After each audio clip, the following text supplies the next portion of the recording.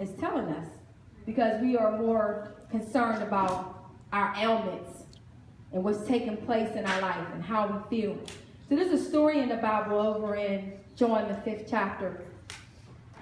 And the Bible says, and I'm going to read it out of my Amplified. It said, later on, there was a Jewish festival for which Jesus went up to Jerusalem.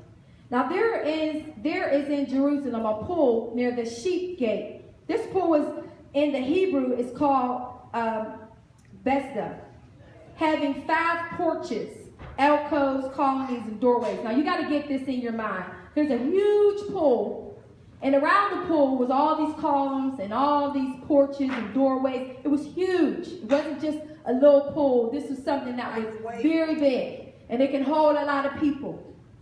And so the Bible said, in these lay a great number of sick folk, some blind, some crippled, some paralyzed, shriveled up, and they were waiting for the bubble of the water.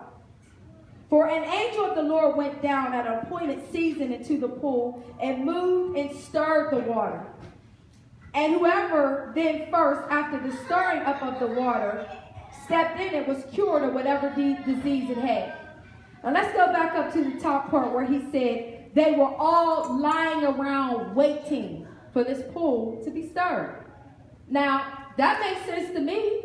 If you know and have heard of that when this water was stirred, and they didn't have a clue when the stirring was going to take place, they knew, though, that they had a sickness. They knew they were paralyzed. They knew they were lame. They knew they were blind. So guess what? Nobody moved. They didn't move. They waited on the stirring of the pool. Couldn't nobody tell them, well, you know what? We've been here 5 days. I got to go. Now, if I got to crawl home, I'm going to go home. I got things to do. I got things to look after. I got work. I got this.